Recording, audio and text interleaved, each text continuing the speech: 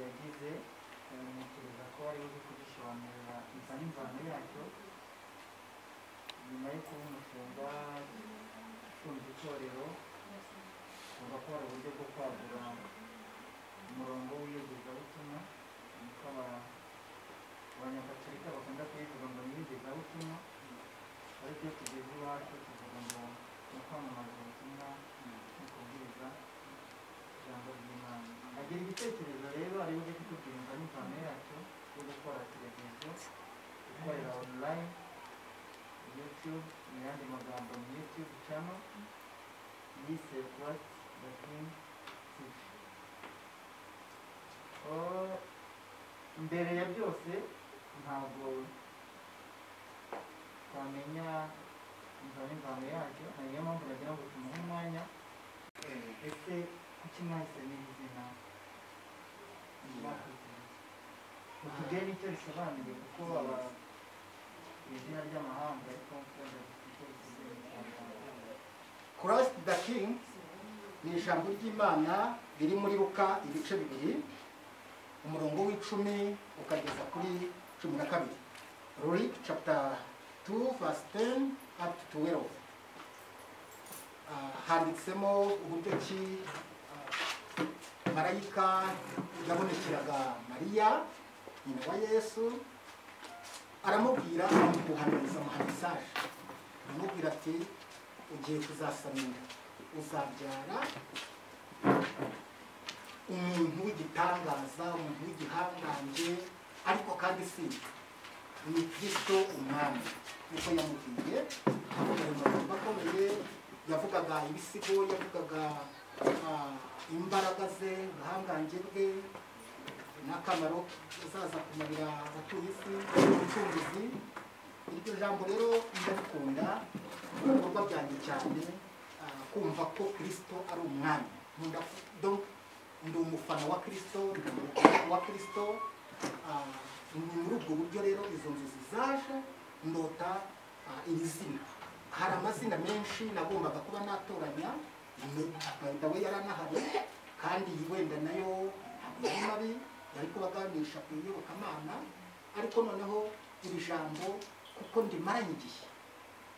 igihe narirose, ndavuga iri zina rikaba ari ryo nshyira ku bintu byanjye. Yari kuri church ni Christ the King, warumajije n'ubusobanuro. Christ the King ni ijambo ry'icyongereza risobanura Kristo umwami, mu gifaransa bavuga Christ roi. So kugira ngo turi hano ku mushinga wo gutangiza icano ya Kristo umwami.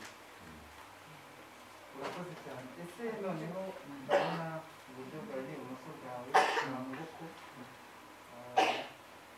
ubona ko harimo itandukaniro,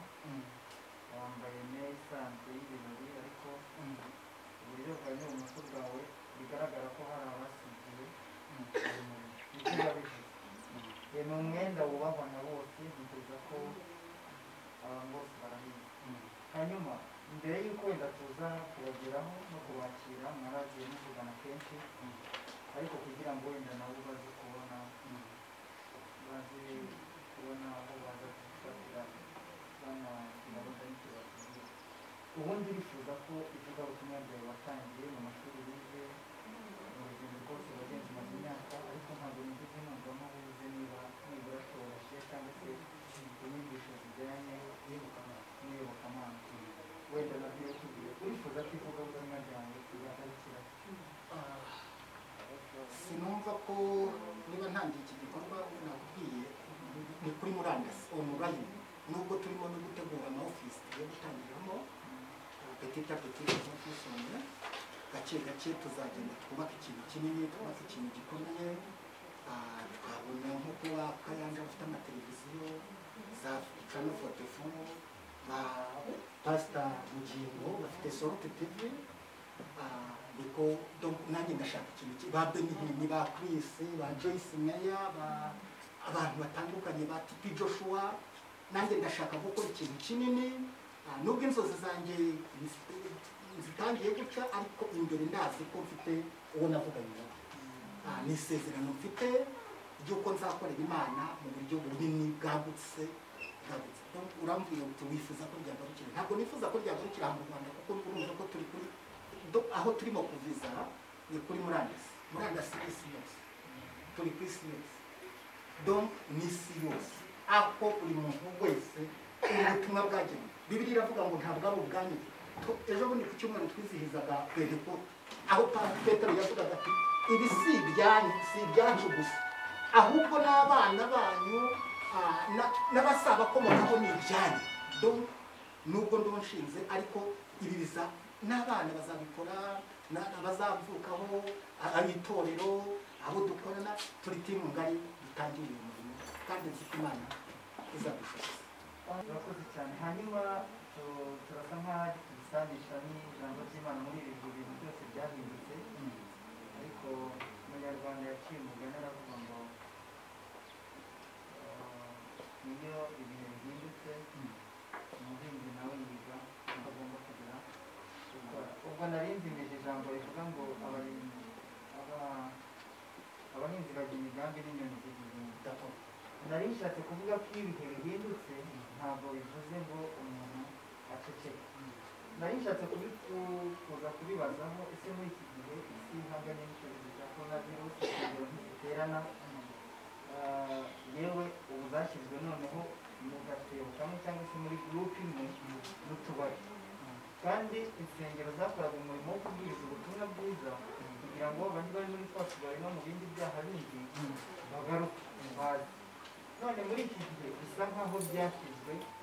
mu gatebo kamwe bivuze ngo ntawe uzi igihe izo serivisi zishobora kuzongera kugira gukoresha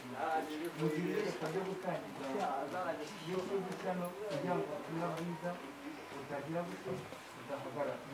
twabashimira cyane kuko ni igitekerezo mwagize ariko igitekerezo bivuye kuri ubu abakristo batabasha guterana batabasha guhura ngo basenge ariko ntekereza ko ibikorwa mu gitekerezo byinshi bizongera kuzamuka ibumoso bwawe uri kumwe na pasiteri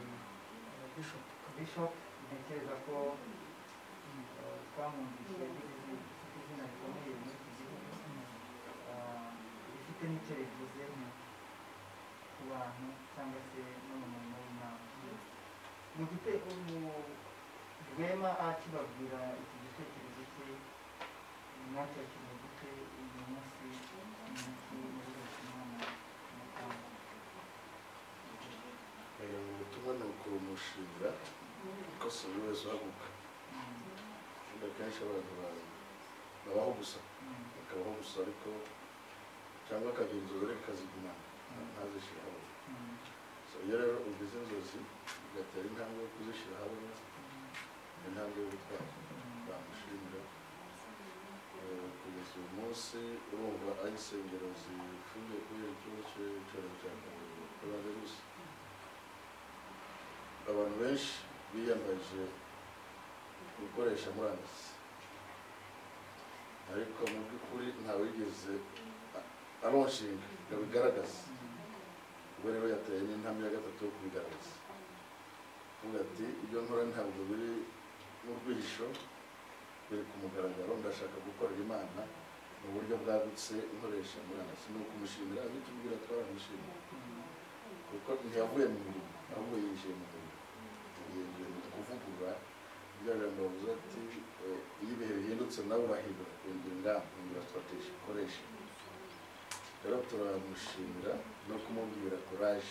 ntaramwe amaje tese abaterankunga nabahe ubu umuryango we vuga ariko hari n'abakozi b'Imana basanzwe bakorana ntabwo yagira icyo abura bahari icyambere ni ukumuha courage ikindi ni ukumubwira ngo n'ahazadukenera uburyo financially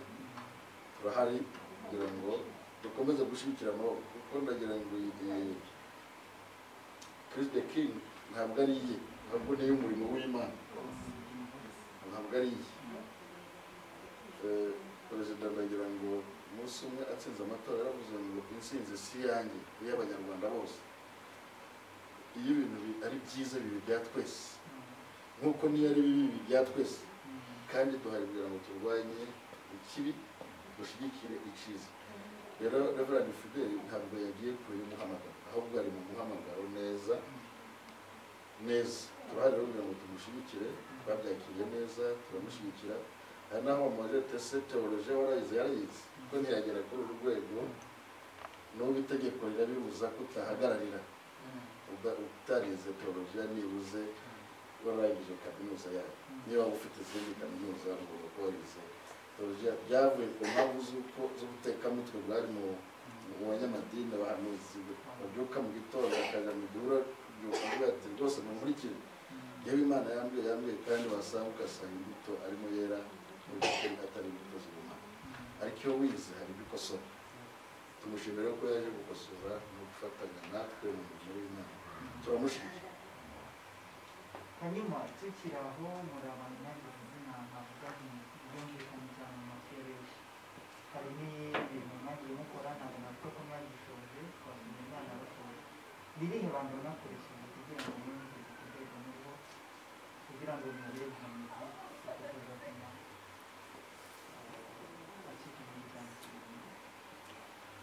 abantu benshi bakunda cyane n'iyobokamana bakunda gukoresha irya mbere gusenga nubwo ari ryo ariko hari irindi kwegera abantu b'inararibonye bagutanze Imana tuvuga si Imana igaragara ngo urayira imbere nk'uko wasanga muzehe Rwibasira uvuga ati nyakubahwa Rwibasira wantanze umurimo wakoresheje reba ni ukwegera abantu bamutanze umurimo kwegera abajyanama kugira abajyanama iyo mu kintu cyose ukora ubuze abajyanama urayoba kuko uruvuga ati umunyarwanda yavuze ngo utazi ubwenge ashima ubwe urumva ko ubwenge bwawe ari bwo kamara ariko iyo ufite abajyanama barabakubwira atoya ubwo bwenge bwaho bukuganisha ni mu busore urimo urakoresha imbaraga za gisore kandi zirakuganisha habi ariko shaka abasaza shaka abantu bagutanze mu gihe bakubwire icyo bagezeho bakigezeho bati ibyo babonye utari wabona bakubwira bati uko babisanze ko bagutanze kureba imbere basanze yiki wowe kutari wahabona rero abajyanama ni ikintu kizamufasha mu buzima cyanadufashije natwe twese turahari ariko dufite abashumba badushuye batureze kuva dukijijwe kugeza tugize gute yaba tuvuga ngo wuzuye umwuka winjiye kuri uru rwego ubaye mwarimu nabaye mwarimu mu buvugabutumwa mba mwarimu mba pasitori mba revera mba bishop mba apotre urumva izo nzego zose nubwo twari dufite abaturage batubwira ati ariko urimo urashaka kwisumbukuza hari naho kamera ihita ikubwira umuvugabutumwa ukabukomera amashyi turi pasiteri ukarimo bukora ibyo gutya umusaza akazakubwira ati va muri ibi nukora ibyo urapfa satani aragukubita hasi urisanga wabaye umusambanyi wari kugushuka urisanga wagiye mu bindi urisanga wabaye gukunda impiya bakunze ibyubahiro kandi ibyo byose ntibituma umurimo w'Imana utera imbere uzabaye umunyabyaha nk'abandi cya bugufi umenye Imana ibyo nkubwiye bari byo ukora aho mu kububaha twageze rero nawe icyo tumusaba ni uko akomeza kwegera abajyanama cyane abantu bamukuriye umurimo ntazabasibe ntazagende wenyine kandi turamushimira ko yarabituganirije mbere yuko ibyo akora byose abanza kuza akatuganiriza akatubwira ati murabyumva muti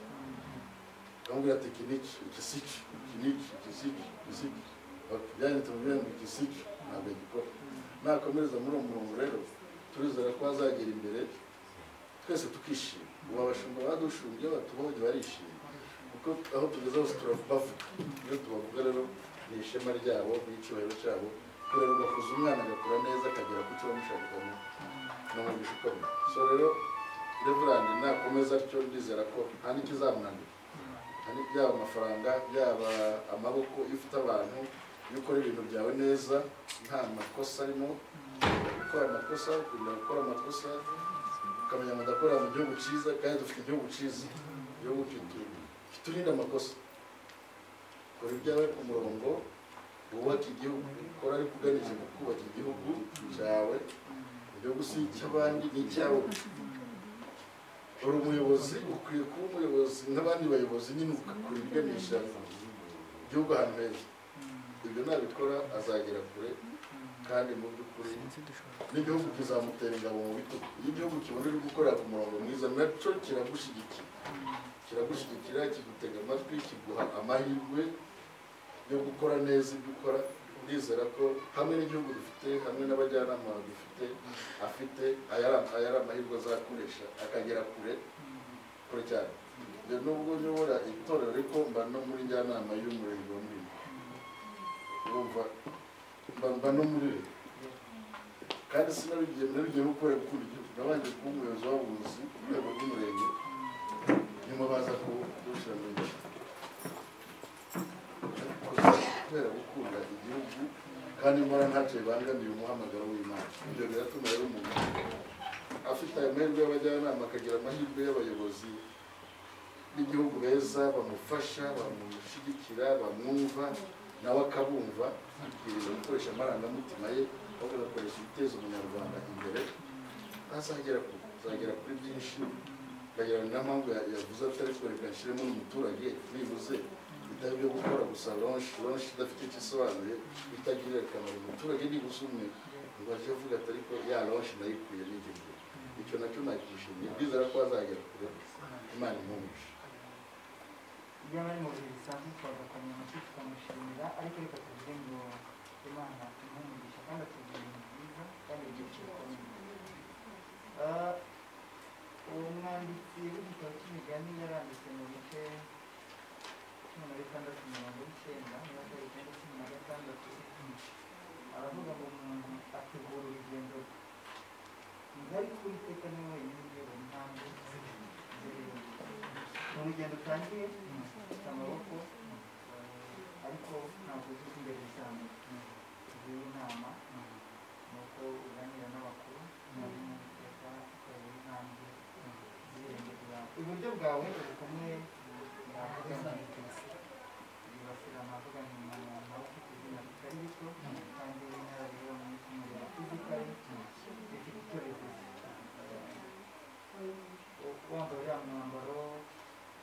mu gihe kigero nk'ike urwabyo ni ubutumwa. Hari abantu ubundi ureba ukavuga uti kugira nta nyigisho. Umwanditsi wo muri Yesaya igice cya 41, Yesaya yaranditse umurongo wa 6 avuga ngo umuntu wese yatabaye umuturanyi we akabwira mugenzi we ati komera. Ntekereza ko kuba muri kumwe ni ukugira ngo mukomeze, nta kindi, ni ukufatanya. Ariko se mu nararibonye cyangwa se ntekereza ko mufite n'uko mujya muhuza n'ayandi matorero n'abantu, uzi ko umurimo wanyu utarangirira mu kubwiriza no kwifuza. Ni iki cyangwa se gukorana na Reverend bivuze mu ruhando rw'abagororamuco? Murakoze. Mbanje nanjye gushimira Imana yashoboje Reverend Rwema gutekereza iki kintu gikomeye. Ikintu kirakomeye kuko anagitekereje mu gihe isi aricyo cyerekezo iganisha. Uretse na COVID nayo dushobora no kuzabona n'ibindi bishobora gutuma insengero zidakingura ngo abantu. Iki rero mpamya ko ari umuhamagaro ukomeye w'Imana yashyizeho n'iyerekwa rikomeye. Gukorana n'umuntu ufite iyerekwa rero ni ikintu gikomeye cyane. Reverend Rwema afite iyerekwa, kurikoreramo nawe ni ikintu gikomeye. Yewe mu bisanzwe ndi umwanditsi w'ibitabo, maze iminsi nanditse igitabo cyitwa ngo uyu murima we uracyakeneye amasaruzi. Byatumye nanditse iki gitabo nitegereje ko umurimo ubaye mugari, bitewe n'umurimo kandi ukomeye, ndebye n'uko abakozi nabo bagenda baba bakiri numva ni ikibazo. Kumva rero twagira umuntu umeze nka Rwema ufite iyerekwa rigari wo kwagura umurimo w'Imana, atari mu gihugu hano gusa, atari mu Rwanda, atari i Burundi, atari muri Afurika yose, ku isi yose. Gukorana na bene uwo ni ikintu cy'agaciro kandi gikomeye cyane muri iki gihe. Uravuze uti gukorana na Pasiteri nka Rwema ni iby'agaciro, ariko se reka tugaruke noneho ku kamaro k'umushumba yavuze ngo ese ifatiro ry'isenge tumushyira no kuyakora ese muri iki gihe noneho bimeze bitya uruhare rw'umushumba uruhare rw'umupasiteri ni uruhu muri ibi bihe uruhare rw'umupasiteri ntekereza ko ariko rukwiye kugaragarira mu gihe nk'iki cya magi niba uburyo bwo guhamagara umukristo butabonetse ngo mwegerane muvugane ntunatekereze uburyo bwo kumugeraho mu bundi ntekereza ko icyo cyaba ari ikibazo uruhare rw'umushumba rero muri iki gihe ni urwo kureba intama no kuzigeraho akoresheje inzira iyo ari yo yose ishoboka kugira ngo ntekereza ko rwari uruhare abaye atageze ku intama mu gihe nk'iki byaba ari ibintu bikomeye ni ubuhe butumwa umuntu ashyira cyangwa se afatiraho urugero cyangwa se ahagurukana mu kubageza ubutumwa bwiza yakoze cyane yagize iyerekwa rikomeye ku izina iri zina ubwaryo ry'iyi cano rigaragaza igitsikamutima muri iyo filime ndibwira ko ikiri ku mutima cyane ni ukwamamaza Yesu nk'umwami n'umukiza iyo ubu ni ubutumwa bw'urufatiro wabonye ko ngira ngo hari izindi nyigisho zagenda zitambuka si nawe wenyine natwe tuzazitanga n'ahandi bazazitanga ariko bifite umurongo wo kwamamaza Kristo nk'umwami kugira ngo akize abantu akize imitima y'abantu ababere umwami n'umukiza bazamwumvira tugarutse imbere turi kumwe n'ubuyobozi bw'umudugudu ndetse ari naho rwema ntekereza ko atuye ubundi gucyurana cyangwa se kugira umushumba mu ifasi yanyu bivuze iki mubona bivuze umuryango nyarwanda murakoze yitwa Kazimiri Jules twagize umugisha wo kugira abakozi b'Imana abapasiteri ababishop bakorera mu mudugudu dutuyemo ibyo byatumye inshingano dufite nk'abayobozi b'inzego z'ibanze zitworohera kuko icya mbere nk'uko bagiye babivuga ni bamwe mu bajyanama dufite kandi batugira inama umunsi ku munsi tugira abaturage bagenda bagira ibibazo rimwe na rimwe yaba ari iby'ubushobozi buke mu bukungu ndetse n'abagenda bahura n'uburwayi butandukanye ariko abakozi b'Imana iyo tubafite badufatira runini mu guhumuriza mu kuganiriza ndetse no gufasha mu buryo bufatika bwaba ari ubwo kubashakira ubwisungane mu kwivuza ndetse niyo bibaye ngombwa byo kubageza kwa muganga turabiyambaza ndetse rimwe n'aribonye no gutanga ibiganiro rimwe na rimwe bijijura bihugura abaturage usanga batuba hafi kandi umurimo wabo bawukora batiganda kuko n'ubundi usanga bari mu nshingano zabo baradufasha twe ku rwego rw'inzego z'ibanze rero cyane haba ari gutanga mituweli haba ari mu bikorwa byo abaturage kubakangurira kugira isuku byaba ari ukubakangurira kwitabira gahunda za leta baradufasha umunsi ku munsi ndetse no gukemura amakimbirane aho tubona imiryango yamaze kugira ubwumvikane bukeya turabahamagara pasita Rwema pasita Birasira bakaza bakwicara n'iyo miryango hakaba kubaganiriza hakaba gukemura impaka hagati yabo cyane akenshi tuba turi kumwe nabo kandi baradufasha byinshi ugiye hirya no hino mu baturage usanga bavuga imyaka bavuga ibikorwa byiza bagiye badufasha byagiye bakemura turanabashimiye rero ko batera indi ntambwe gufungura iriya cano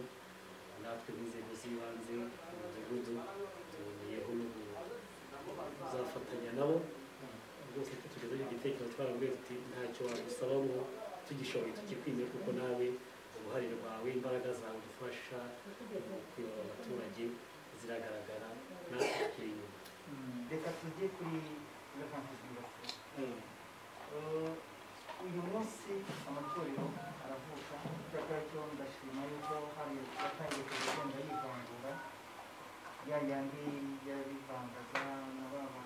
yandi wabyifuza ugasanga ari muri salo ayandi ari muri munsi y'urutare ayo ngayo dushaka ko byamaze kwivangura ariko se uyu munsi tutarabona ubufatanye cyangwa se ubumwe bw'abashumba bashyize hamwe sinzi wenda niba bihari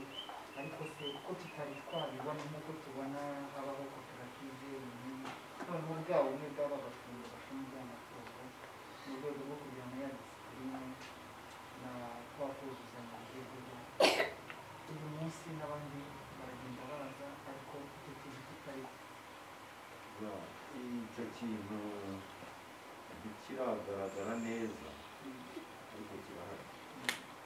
Ndatamburiye niba mbona ukabona Evrandi Rwema, ukabona Apotre Rose, ukabona Murekatete,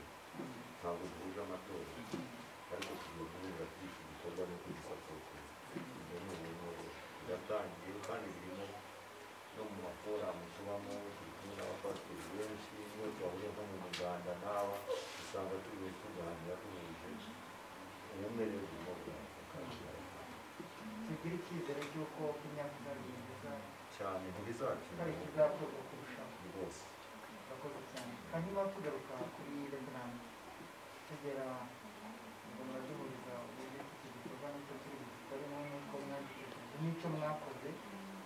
hanyuma munatubwire ese iyi channel hari ubundi bufatanye cyangwa se ubundi bumwe n'ayandi mativi yaba ari akorera kuri minara cyangwa se ayandi akorera kuri murandasi ariko yamaze kugira izina rikomeye hari gahunda ihari yo kugira ngo muri ibyo biganiro mugaragaze iyi channel kugira ngo nayo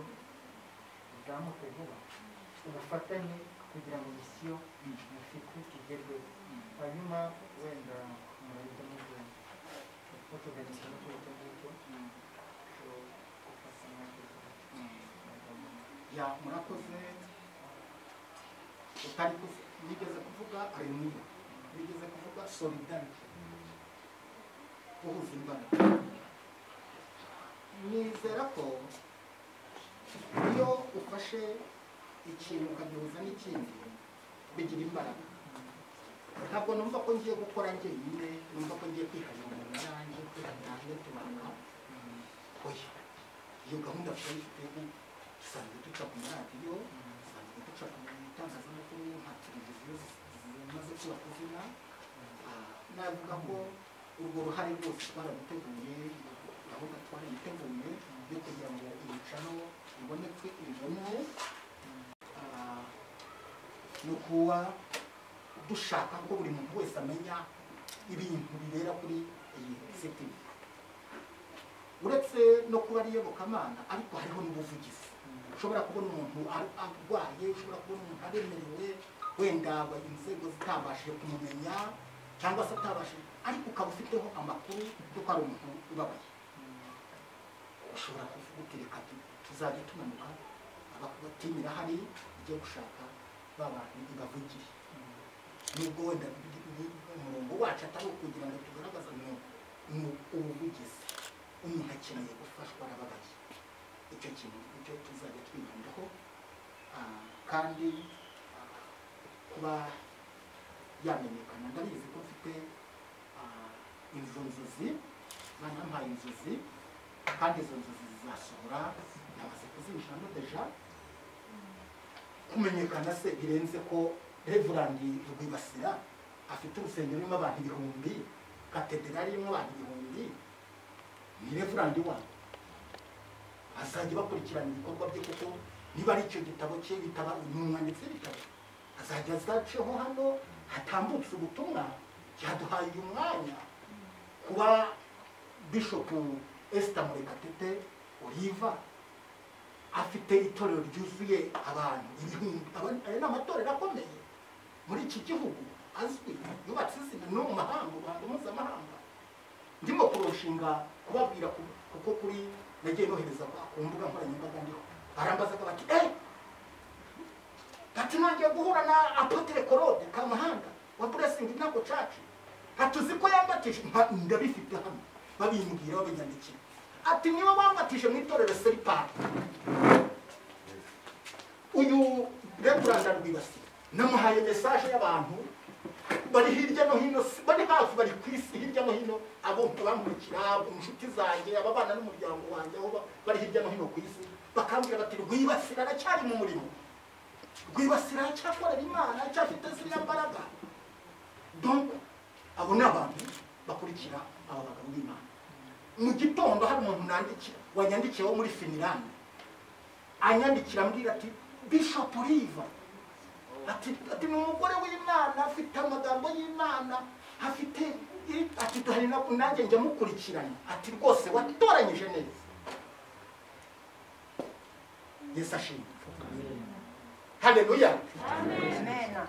ubwo rero urumva kuba ndi kumwe n'aba bantu ni ukwamamara iruhande rwa hari umuhanzi nubwo wenda tutabashije aka kanya kuza kuba turi mu makanya ko bita curangaho nangaye ari ibyuma n'intoki wenda turaza kugira igihe tugiye kuko turaza kubana tugira hano handi tugira nawe ni umuhanzi sitikara zitwara ku mbuga nkoranyambaga nawe arashyiraho ati CTV Praise the King TV donc ni ukuvuga ngo kumenyekana kwayo ntabwo mvuze kandi negamiye izina rikomeye ngo negamiye umugabo ukomeye ari we Yesu umugabo witwa Kristo negamiye azirwanirira ubu njyewe namaze kugaragaza ndi umukozi wa I am a fan of Jesus Christ namaze kuvuga ndi umufana wawe hari mastika ari mu gukorwa avuga ngo ndi umufana wa Kristo ndi umufana wa Kristo mwana ndumva uyu mubyeyi kumufasha ni umubyeyi wacu umukecuru nkuriya ni igitabo buriya afite imigani myinshi ashobora kukubwira wayikurikiza ukazarama wayikurikiza ukazatera imbere ndumva rero kumufasha tukavuga tuti twamugenewe kwisungana mu kwivuza ni mituweli de sante y'umuryango we umuryango we niba ugizwe n'abantu 50 turayibaha umuryango we niba ugizwe n'abantu 30 turayibaha donc ni umuryango we twemeje wa mituweli de sante ariko kandi nashigira ngo nereka abanyarwanda ko atari yo bukamana gusa turimo ahubwo turimo muri cyane nazagira inka tuzatanga n'inka tuvuge duti CTV yatanze inka muri ya gahunda y'ubuyobozi bwacu bari turi muri uwo murongo turi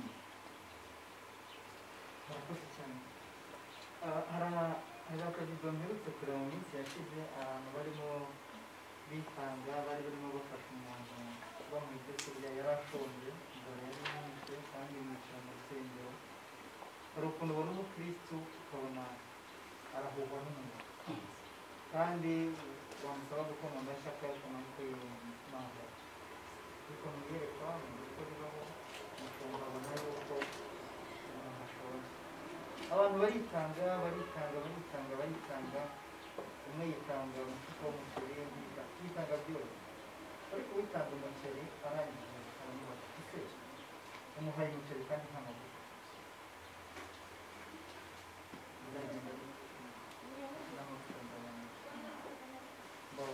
yari sisiteme nziza akoresheje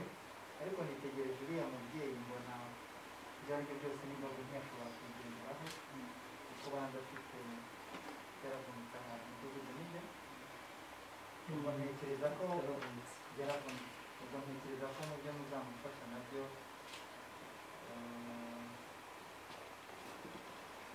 bizabamo ndabona afite n'umuryango mugari abantu batandatu kandi icyiciro arimo kimwemerera gufashwa n'umugiraneza ntabwo kimwemerera gufashwa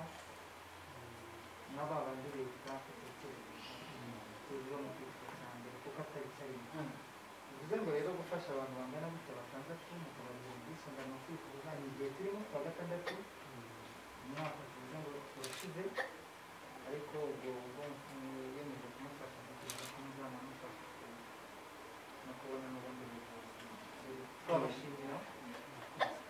inzego z'ibanze na rwema mwatekereje ntabwo mwabitumirije gusa bigaragara yuko n'amaboko yanyu muyakoresha kugira ngo muheze ibibazo byose kandi kuko bizafatanyiriza hamwe kuza neza kugira ngo intego mufite bizagerweho icyiciro twarimo twiteza kuri radiyo muze kubibona n'ubundi tubatwemereraga ko n'ibidahesha imana ikibazo byaba byamugiwe hano ariko byaba bihimbaza byose bazabishyiremo hanyuma n'ibyagiye kubifasha abanyarwanda bazabigira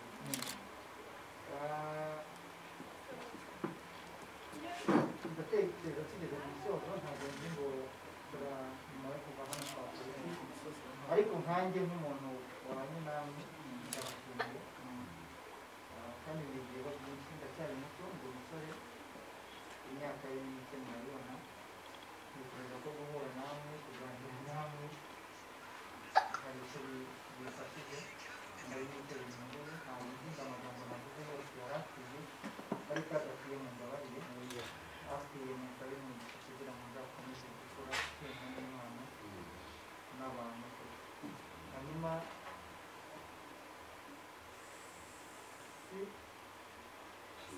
TV turayibashinze igihe ahagaragara ntekereza ko izakomeza gucaho ibiganiro kuko tuzashoboza kubagenda dufatanya kugira ngo ubutumwa bugere hose nta kindi yesu yaravuze ngo nimugende mwamamaze ubutumwa hose mu mahanga bene hambere muti ni umurimo mwiza mwahamagariwe mwanemeye gukora hari iyindi mirimo myinshi yo gukora yanatuma umuntu abona umugisha irahari pe irahari kuba wakoresha ubutunzi bwawe kuba wazenguruka mu bitaro ubwiriza ubona ko uha abantu ibyo kurya kuba wahagarara hariya ukajya ureba umuntu ufite ikibazo ukamubwira ati imana ikugere ariko guhitamo kuba umushumba ni ikintu gikomeye cyane ni ikintu gikomeye kuko nigeze nabona rimwe umushumba wari uragiye ihene mumbabarire ko ihene ntabwo ari ikintu cyiza mu bijyanye n'umwuka ariko azicuye habura n'imwe arahangayika yinjira mu rugo aba nk'ubuze amahoro mbona ko yaragiye ihene izi ngizi zishobora kuvunika zikagwa cyangwa zishobora no gupfa ariko yagira ikibazo kuko ntaribwana noneho umushumba witoye akayobora ubwoko azageza ku mwana azayobora inzira nziza iteka ahora afite imyaka yo kugira ngo azabagezeyo bacuzuye kandi batarageze mu musiga nanjye twabanye nagusabira ku mana kugira ngo ibyo uyoboye cyangwa ibyo ufunze uzabashe kubigerwaho nta n'imwe y'imwe kandi ikomeye kandi niba hazagira ivunitse uzashobore kuyonga kugira ngo ukomeze kugenda hanyuma misiyo yawe izagerweho imana izakugirire urakoze hari yavuze uturonki ufite virabonshinzwe ku mugaragaro ariko hari igikorwa nashakaga ko dukora cyo guha umugisha izina nk'abashumba baje bitabiriye tugize n'amahirwe kongera kubona umugaragu w'imana Janvier Pastor Janvier imana iguha umugisha turakwakiriye turakunezerewe umugaragu w'imana uracyari urubyiruko nagira ngo hano hari amavuta anointing oil amavuta ya elayo nagira ngo nkanjye nka Reverend Rwema CEO cyangwa se chairperson w'iyi TV ntangire niho umugisha nyisize ikire kuri logo ndashyiraho amavuta abikora mu izina ry'Imana Data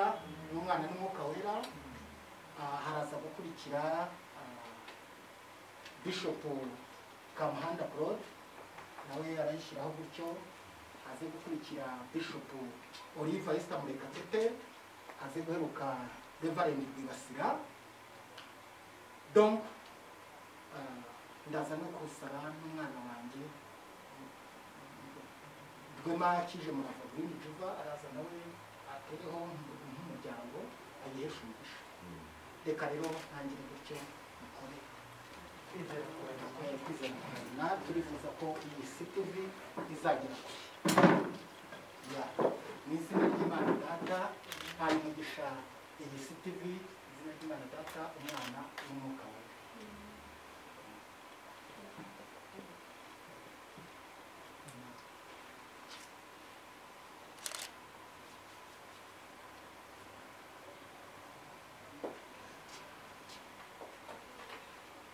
Kristo rwa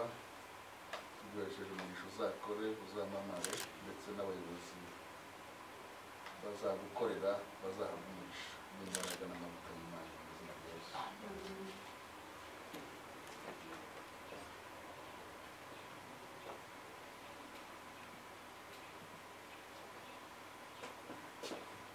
umugisha w'Imana kuri CTV,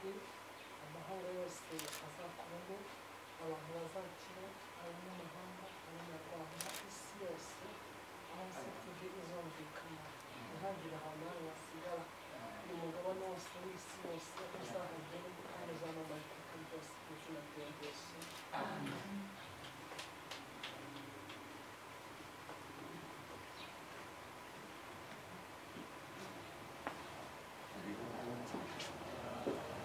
Tombe n'imisozi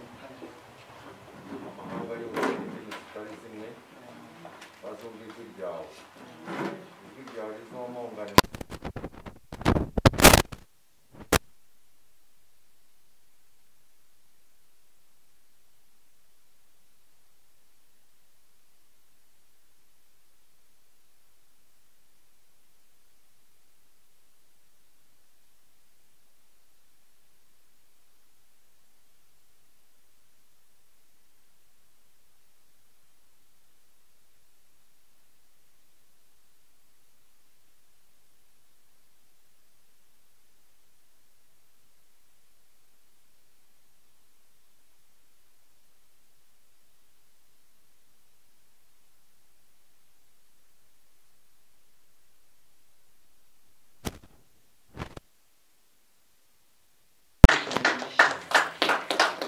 Imana ibampera umugisha, ndabizi ko akanwa k'abakozi b'Imana kararema rwose. Rero tugiye gukomereza mu mujyi, igikorwa tugiye kugikomeza mu mujyi kuri MPC Plaza, niho tugiye gukomereza umuhango wo kuza gukata keke iriyo, hanyuma ni naho tuniyakira. Murakoze cyane, Imana ibahe umugisha, ndabakunda, muri inshuti zanjye, ndashimira urugo rwanjye rwambaye hafi, mudamu wanjye umufasha Rwema Nigena Joseline, ndashimira unyungirije iyi CTV ufite timu Mutesi Theophile, Imana imuhe umugisha aho ari, ntabwo habaye ku mpamvu z'akazi. Ndashimira Imana ku bwa Josephine, ndashima Imana ku bwa Eva Mutesi Mulisa, ndashima Imana ku bwa Solange Mukunde nke, Imana imuhe umugisha. Buri muntu wese wagize uruhare mu kuntera ingabo mu bitugu ambwira ijambo ryiza ku bw'iyi CTV, Imana imuhe umugisha. Ndashimira prezida wacu Confiance ndetse na kameramani Pacifique ndetse n'umukozi w'Imana umutumirwa umuhanzi wifatanyije natwe Eric ndetse n'ubuyobozi bw'umudugudu wa Rukingo by'umwihariko aho ntuye ndetse n'ubuyobozi bw'umurenge akagari Ngabo. Donc buri muntu wese wagize uruhare akatubwira ati turi kumwe, nimukomeze, Imana ibahe umugisha. Hari abambanjirije bagiye bakora cyane nk'izi, bagiye bampa umwanya, mwese mbahesheje umugisha, Imana ibahe umugisha. Murakoze, Imana ibahe umugisha mu izina rya Data.